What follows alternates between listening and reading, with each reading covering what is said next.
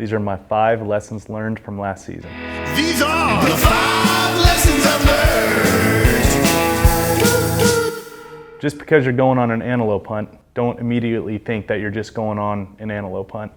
In Nevada, they're one of the first hunts of the year at the end of August.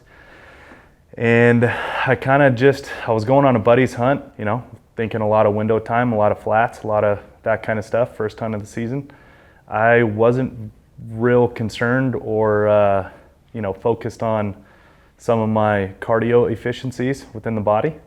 And thinking it was just an antelope hunt, it ended up being one that we chased a buck climbing about 2,000 to 2,500 feet a day up and down this flat top mountain. Ate way too much candy, legs started cramping up. So I'm new to hunting with a family. I have a 2-year-old, and I've always been really focused on getting my family into the field. I want my son to grow up hunting. So I took my family out to a Colorado third season hunt, which is, in my opinion, a very good hunt for starting your family.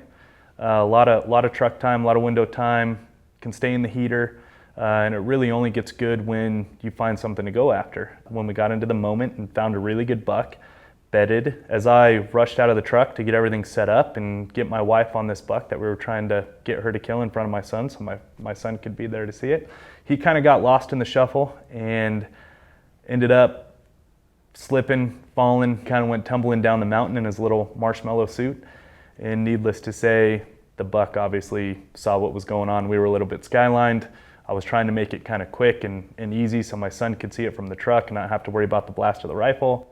But I should have just let my wife set herself up. She's very capable, but excitement got the best of me, and I should have been manning the 2-year-old while my wife got set up on her own.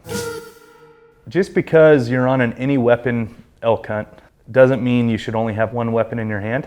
I love hunting elk with a bow. Since I had the tag, I'm gonna do what I love to do, which is hunt elk in the rut with a bow. Lesson learned, I peek up over on this glassing point and I look out kind of on the crotch of this private property, and there is a bull standing there that I have not seen as far as quality goes in years and years of previous hunting within that unit. And I'm sitting there looking at 500 yards away through binos with a bow in my hand. Pretty good shot, definitely can't shoot 500 yards. Brandon and I had a lot of thought going into a Colorado first rifle elk hunt. We figured the dates rolled and the rut was gonna be late, been a fairly dry year. And we kind of banked our big hunt of the year on the rut being late. We were gonna time it really well, that the archery and muzzleloader were a little early for the elk rut dates, and that first rifle, with the dates rolling, was going to be a first really good crack at Colorado elk in the rut with a firearm. And Colorado's obviously big country, so having a gun in your hand is a big deal over a bow. And we thought everything was going to be good.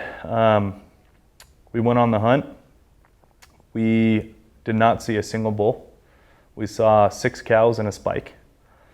And lesson learned there is the big hunt of the year that you think is coming up, not the case.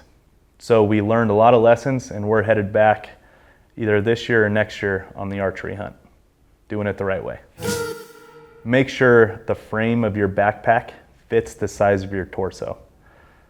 I am brand loyal, but I also have a awkwardly long torso and awkwardly short legs. So a pack fitting is fairly important for a guy like me, just to make sure the weight rides correctly.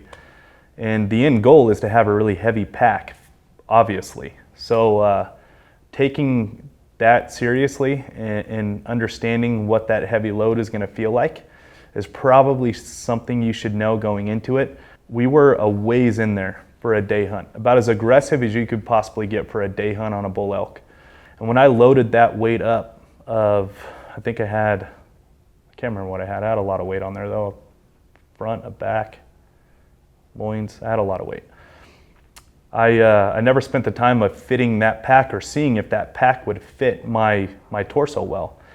And about halfway out on that pack out, I was beat. Like I was literally beat down. All I wanted to do was bend over and get all of that weight off my lower back.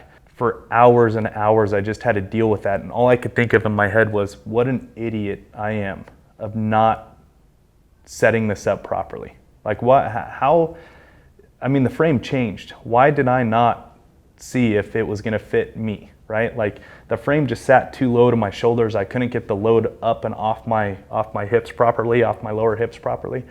And yeah, I had to live with it for hours. We killed the bull first thing in the morning. We got back to the truck at dark. I mean, it was a long, long ways. These are the 5